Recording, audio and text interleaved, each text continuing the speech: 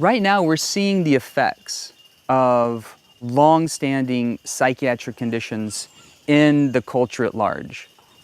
The rates of depression, anxiety, insomnia, bipolar mood disorder, ADHD. You're seeing the epidemic of psychiatric conditions continue to escalate. There's not a plateau. The numbers are ever increasing. And that leads to people being disconnected from themselves, disconnected from their passion, their purpose, walking around in a fog, a level of confusion, frustration. They don't know where to turn. More modern day psychiatry says take these medications. And even modern day psychiatry recognizes that it's symptom management. It's not resolution at the core.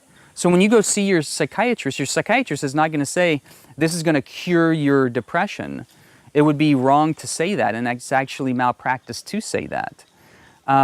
It's symptom management without understanding what are the underlying implications. So when we talk about soul-based medicine, we're talking about, what are the inherent underlying neurochemical imbalances? What are the inherent traumas that are being held in the mind and in the heart and in the spirit? What are the physiologic reasons that someone might be experiencing psychiatric conditions? So we're understanding more effectively how to look at the whole system. And ayahuasca and the entheogens are one part of that understanding of how to heal at the core, so that people don't need to get stuck on medications trying to manage symptoms without a clear end in sight. Ayahuasca itself is a natural antidepressant. It works as the oldest antidepressants that were synthesized and utilized back in the 50s, the MAOIs. That stands for monoamine oxidase inhibitors.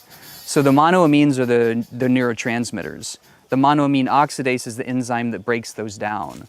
The monoamine oxidase inhibitor is an intervention that limits that enzyme from breaking the neurotransmitters down, so you have more neurotransmitters in the system. So antidepressants increase the availability of neurotransmitters in the system. Ayahuasca does the same thing, in addition to heal what seems to be, and we're still understanding this from a scientific perspective, it seems to be that that ayahuasca also rehabilitates the brain's ability to synthesize its own neurotransmitter levels, and therefore optimize its own symptomatic resolution and optimization neurochemically that's maintained over time. So you get the antidepressant effect, and you also get the brain's ability to maintain that effect over time without the use of antidepressant medications. It's a natural evolution for these medicines to become more widely accepted. It's as I've described, holistic and integrative psychiatry being a consumer-driven movement. Consumers from the more modern-based psychiatric approach are frustrated with the system. People are tired of taking medications for symptom management without getting to the core resolution of the issues.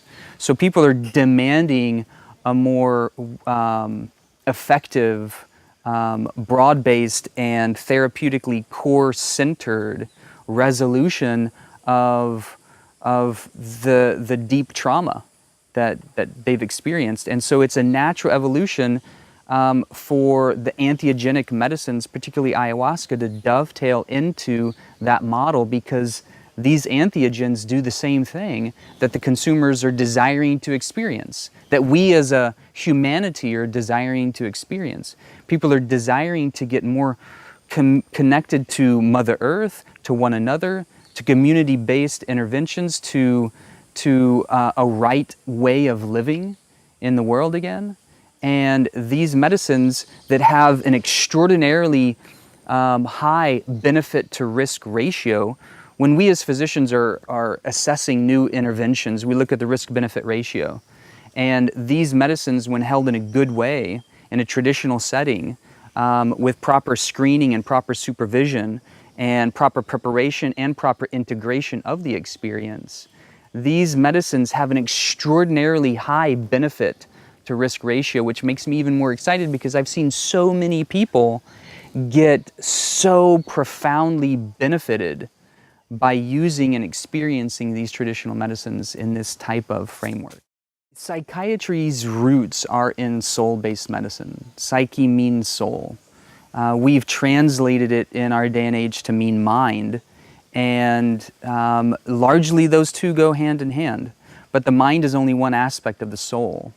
And when we're working with traditional medicines that have this degree of power and a holistic integrative approach, you see healing in the body, in the mind, in the heart, in the field, all of which encompass the soul. So as far as psychiatry being steeped in soul-based medicine, this is a perfect adjunct to help the resolution of those fractured parts of the self become more integrated into a more whole paradigm so that people can re-experience who they really are, be reawakened to who they are, why they're here, what they're here to do, and get more re-inspired and invigorated to bring their best self forward in their own lives.